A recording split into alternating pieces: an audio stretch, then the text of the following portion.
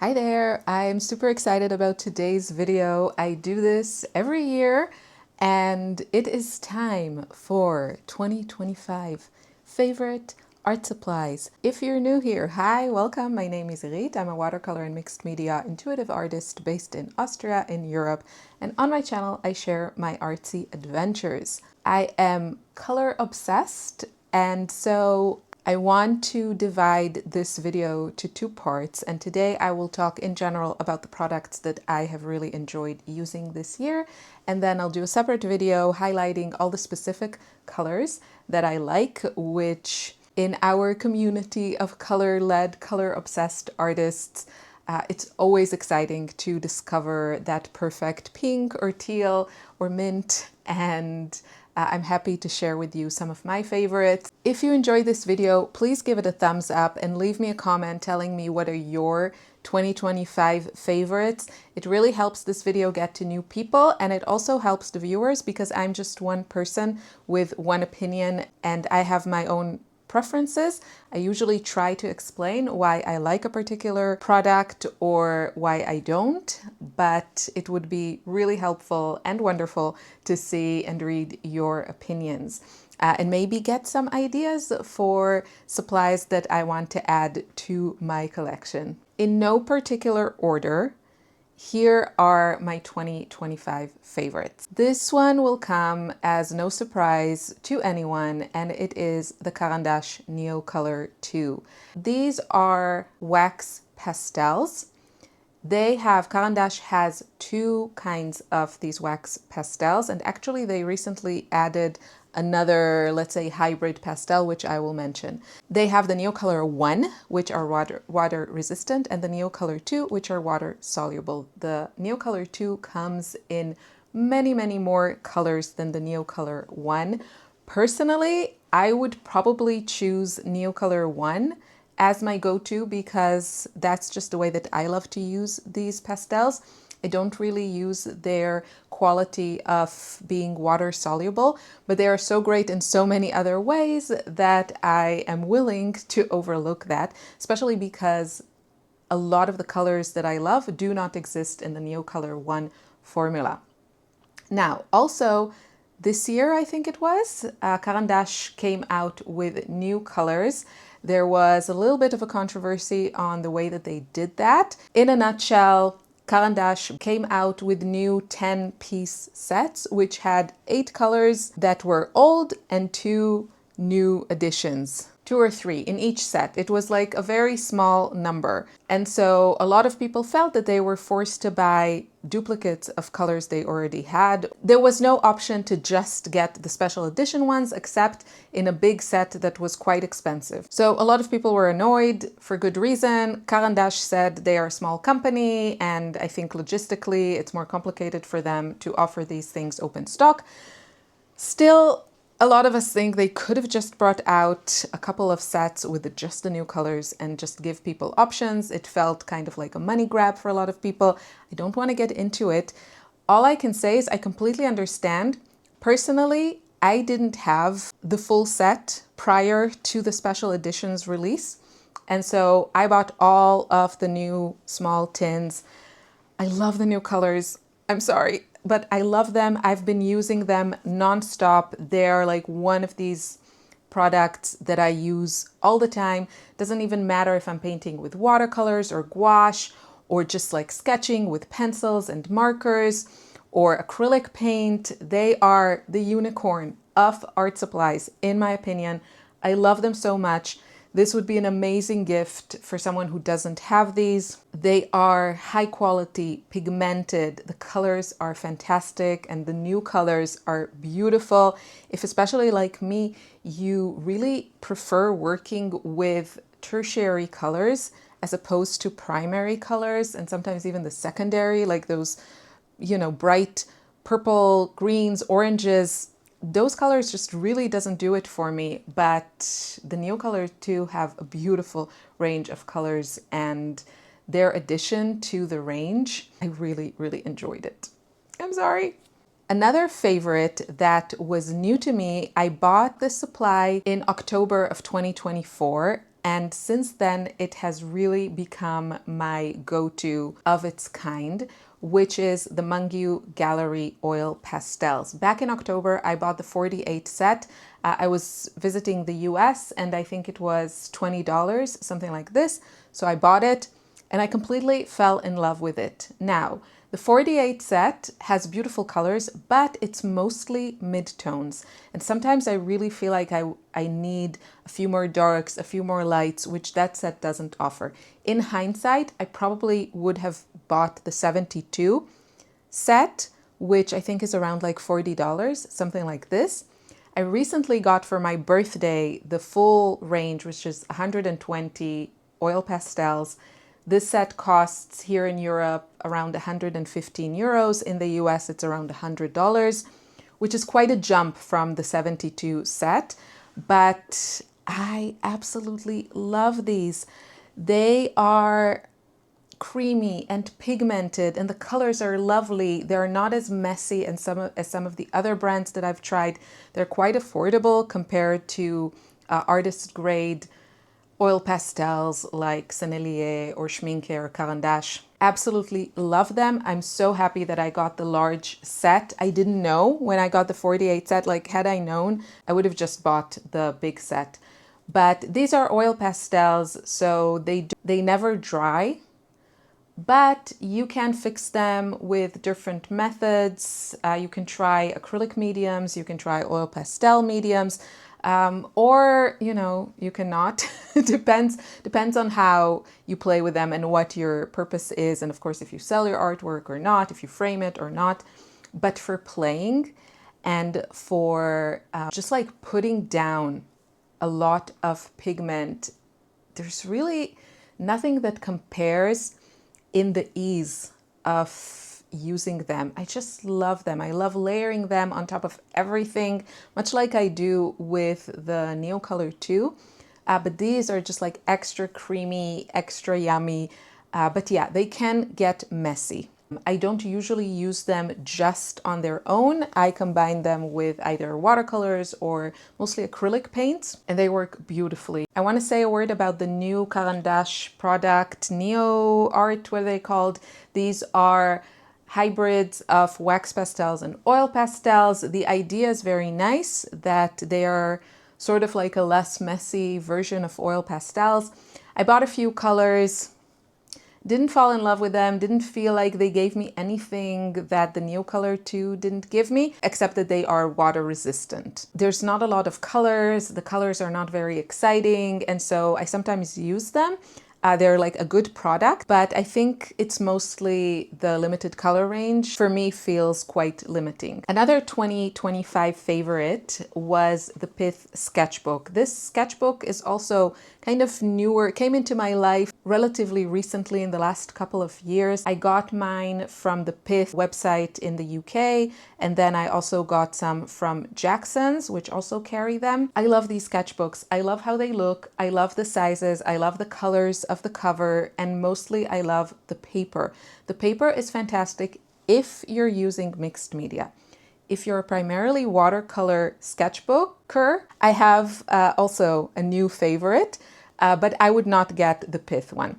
I would get the Pith one if you enjoy exploring different mediums, sketching. I really love the paper as it is.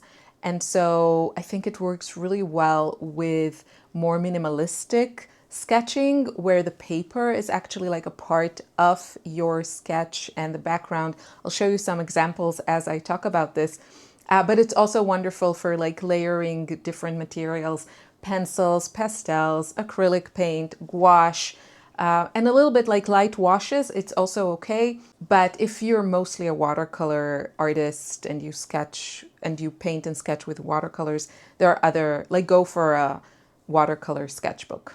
And the watercolor sketchbook that I really enjoyed, I'm just mentioning it, I wouldn't say it's like my favorite for 2025 because when I paint with watercolors, I mostly paint on loose sheets, but it was a new discovery and I really enjoyed it. When I used it, I finished it. It is from Clairefontaine and it has smooth paper, which I'm more into because I'm using more pencils and pastels. and I just like how they kind of slide on smooth paper. I really enjoyed that sketchbook. I don't think that I ever found a watercolor sketchbook that I really fell in love with, but this one I really enjoyed, and if I feel the need to buy another watercolor sketchbook, I would get another one of these. The postcard thing is a little bit annoying for me. It's unnecessary. I wish they didn't have it. I don't know if they have options without it. I have to check. If I would buy it again, I would look for something without the postcards. It has at the end of it like 10 postcards that you can tear out. Nice if you're traveling and you want to send these, or I don't know, you want to make some small sketches and frame them. That's nice. But for me, it's completely unnecessary. Another 2025 favorite, which is more of a concept as opposed to a specific product, is the Watercolor and Gouache palette. One palette to rule them all. I have discovered that in my go-to process of painting with watercolor and mixed media, I really crave, usually later in the process, the intensity and opacity of gouache. Now, some watercolors are opaque. It really depends on the pigment and the formulation. Sometimes certain colors have white in them, which adds to the opacity. But in general, as like a blanket statement, I find gouache to be more easy to work with if I want layers that are less watery and more opaque. And I really haven't been able to get everything that I want from just one medium. With watercolors, I don't get that opacity that I crave sometimes with added intensity of the color. Many watercolors, because of their formulation, if you apply them really thickly, they have some sort of sheen on them from one of the binders, I assume, that I really don't like. And gouache doesn't do that. So I have now combined both of them in my go-to palettes. This doesn't always work, and it really depends on the formulation of gouache. Gouache in general doesn't do as well just dried in a pan as watercolor does. Most gouache artists use it straight from the tube. That's how it shines and does best what it's supposed to do. But I like to work from a palette. I like to have all the colors set up. I don't want, again, a complicated setup. And so I'm trying to create the perfect watercolor and gouache setup with partial success sometimes, because, for example, I really love the Winsor & Newton gouache, but they do dry and crumble. Whereas the Daniel Smith and the Shinhan that I've tried, I think, yeah, Shinhan was also like relatively new to me from this year. They work beautifully. Eventually, they will also dry, but you can use them if you use them consistently and you make sure to keep them kind of moist and you spray them with water. You do run the risk of getting some mold there. That has happened to me with very airtight containers, but you will have workable paint for longer than Holbein and Winsor & Newton. So that's just like if you're looking for some gouache and you want something that will work alongside your watercolor, if like me you use palettes of dried tube paints or pans, then Daniel Smith and Shinhan are the best when it comes to formulation and less drying and crumbling. Another favorite this year was sketch papers.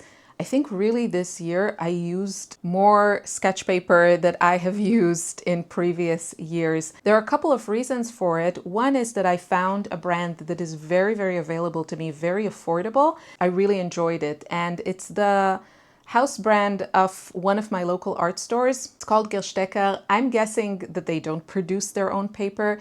So if there are some, investigators in the audience, if you have any information on who makes their paper, I would guess maybe Fabriano, but I have this is just like a guess based on nothing. I haven't checked other sketch papers. So they have 5 different kinds. They're very easily numbered, number 1, number 2, number 3, number 4, number 5. They have watercolor paper, that's one of them. I don't like that one. They have craft paper, which I like, but I need to practice more. What I have been mostly using is the 1, 2, and 5. And 5 is like the fanciest mixed media paper. It's really lovely for kind of all around playing. You can frame it with a nice frame. It's not like super light, it's not super heavy. I can get it in like A2 size blocks or A3, and I really, really love it. That was like my first love with their papers. And then I tried the number 1 and number 2, which are lighter in weight. The number 1 is almost like newspaper sketch paper, and then the number 2 is like a little bit heavier. I love all of them. I use them all the time. They're just, if you love working on paper, then I think you understand how this experience can be so joyful, especially compared to working on a canvas. I also love working on boards or cradled wood, but those are like fancier and more expensive. And with the sketch paper, I feel like I can play and play and play. It's just very, very accessible, non-threatening, affordable. So I used a lot of these. I just replenished my huge blocks with more paper. And if you're in Europe, I think you can order these online wherever you are. And then if you're in the US, maybe try looking for something similar with similar specifications and see how that works for you. But I really, really loved working on these paper this year. I feel like it helped me explore and play and grow and work on multiple things. That's the thing with the sketchbook. If you work in multiple sketchbooks, you can also work and let things dry and then come back to them. But obviously with papers, it's a little bit easier. So I had so many times this year where I just had like piles of paper on the floor when I was working on my floral playground course. I just had the best time like playing. And having paper that you enjoy and that is not expensive, I think can really, really help get more playful, let's say, and less precious. Another favorite this year that I want to mention was the system of paint pots. Now, the inspiration for the system was from Sandi Hester. I love her. I love her channel. I love her courses. Super inspirational. And she uses, I don't know if she still uses it, but she uses the system of paint pots. And I kind of followed the gist of it, like the principle of it. And I love it. It really took my playful painting with acrylics to a new level because I didn't have to squeeze out paint every time I wanted to paint. I mix my paints with a mixture of 1-to-1 ratio of water to acrylic matte medium that gives them a little bit more of a matte finish, which I personally like. You could do the same with a gloss finish if you prefer that, or satin finish. And it gives them kind of more humidity, which helps them not to dry out. And it also helps me achieve, like a lot of the paints that I use are more heavy body. It helps me achieve a consistency that I really enjoy working with, which is kind of like, I don't know, heavy cream kind of thing, maybe a little bit thicker than that, but somewhere there in that realm. I have a couple of these kinds of palettes set up. I recently added another smaller one, which I don't know that I think I need to change the pink. I think the pink there is not making me love it as much as the bigger one. But these are so wonderful. They're ready to go. I don't think I've had anything dry on me, even though I really switch from one medium to the other. They were sometimes untouched for weeks and weeks, a month, even more.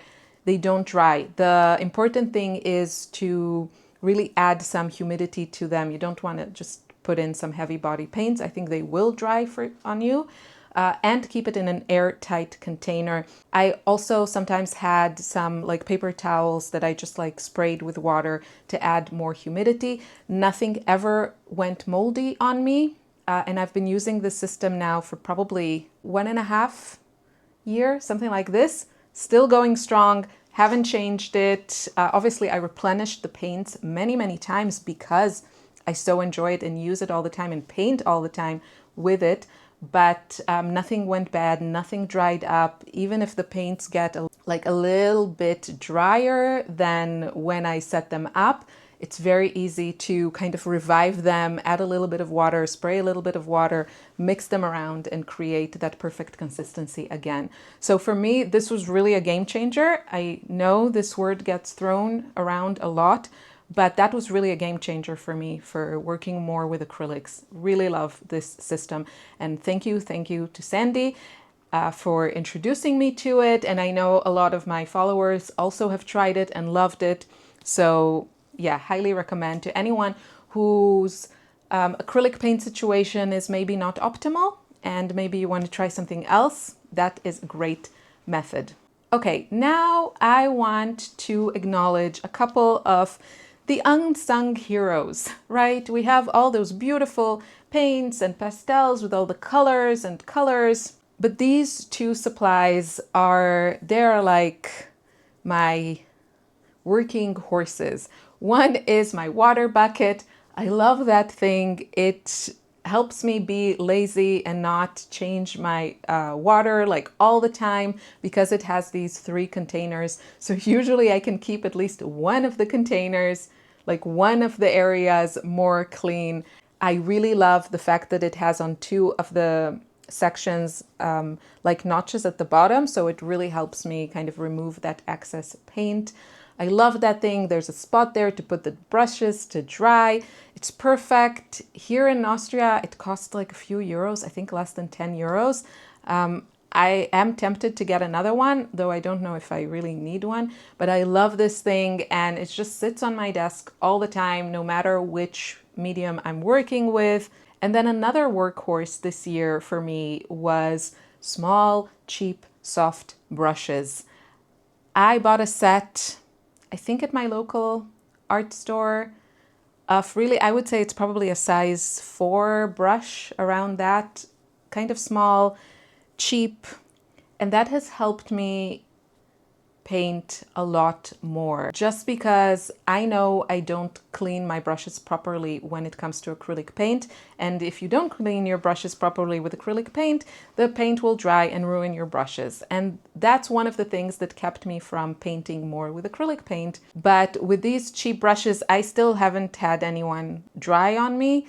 They're all working well.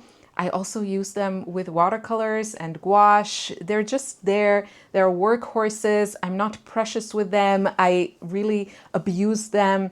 I like putting down paint and like really getting into that brush and making all the hairs go like splitty. So for me, it was just like finding a tool that allowed me to work more freely, be less precious, and yeah, it just really helps my process when I have such products on hand. Okay, the last thing I want to mention today is not exactly an art supply, but I think that if you invest in a few of these, you will enjoy your work a lot more. And that is pretty frames. And they don't necessarily have to be super expensive, but framing your work in a beautiful frame that has just a little bit more thicker frames, larger mats, all of these things really elevate your work, and it just gives your artwork such a polished, lovely, more finished look, especially if you work on paper,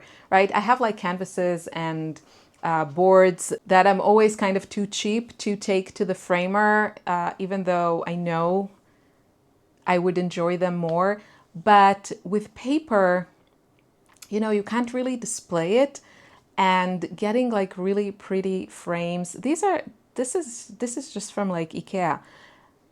And I love it. It's just this soft, beautiful white frame, especially for my work that is very colorful. It just completely elevates it and makes it look polished and finished. So I really wanted to mention this because I want to encourage you to invest in a few of these for your works. I hope you enjoyed this video. Let me know in the comments what are your 2025 favorites, or if you're going to pick up any of the things that I mentioned for the coming holidays. I wish you a wonderful weekend. I'll see you in the next video. Take care. Bye bye.